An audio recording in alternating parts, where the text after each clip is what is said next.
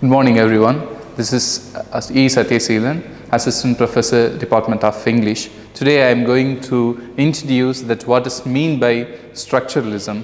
So, I used to say that structuralism is the mother concept of all the theories because it is introduced.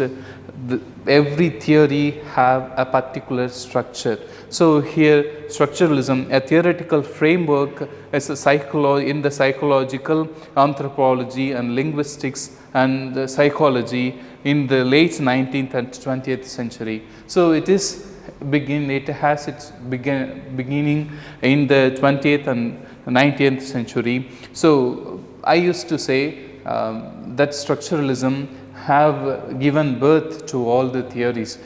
So because structuralism is discussing about a particular structure, each concept in the world have its own structure. For example, I am standing here, I have my particular structure, and you called me as Sathyaseelan, as man, as a boy, because I am having a particular structure. So you can't compare me, you can't say that I am a dog because I am not having the structures of a dog or any other animals in the world. You call me man, you call me Sathyaseelan, you call me as a boy because I am having all the structures of a man, of a boy.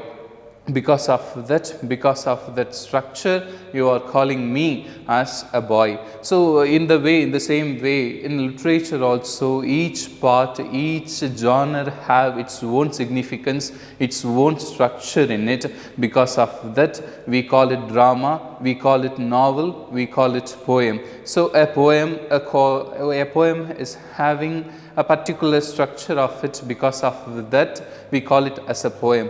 We can't call a poem as a novel because a novel is different from the poem. We are just fitting the part, we are just fitting the words in the poem when a poem have on its own structure. So that is called structuralism, and it was developed during the 19th and 20th century because of this person. The origins of structuralism is connected with the works of Ferdinand de Saussure because he have given a detailed structure. He has introduced that what is mean by structuralism into the literature. Also many structuralists in the late 19th and 20th century have contributed to structuralism, even though Ferdinand de Saussure have given more important significant things to structuralism, and he has contributed to more to the part of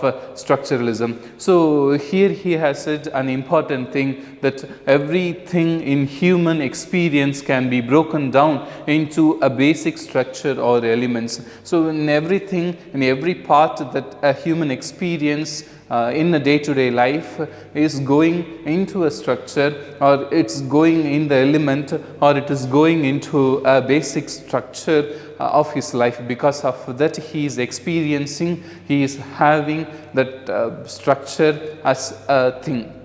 For example, here I am having a chalk piece. So I am calling it as a chalk piece because it is white and because it is able to write. All those things, all the structures in the chalk piece is fulfilled to be called this particular object as chalk piece. So it is having all the aspects of chalk piece. So I am calling it as a chalk piece. So another thing which is developing the structuralism is binary apposition. I am calling it chalk piece because it is not a pen. Because of that, I am calling it as a chalk piece. And here we can imagine, and this is a famous example for structuralism in binary apposition. We call it as a window because it is fulfilled, it is there in the home or it is there in the building. That's why we call it as a window. So when the window is not there in the home, or when the window is somewhere in the forest, we can't call it as a window because the meaning, the binary apposition is missing there.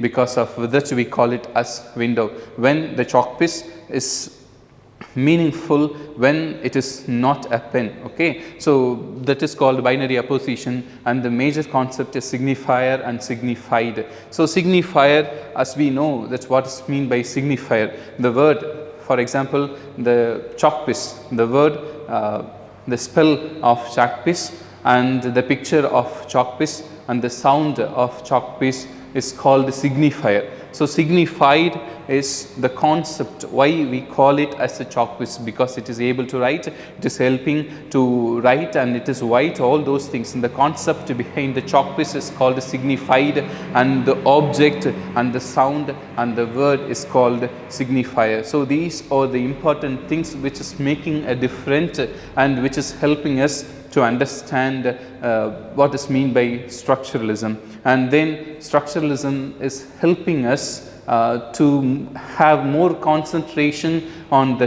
text.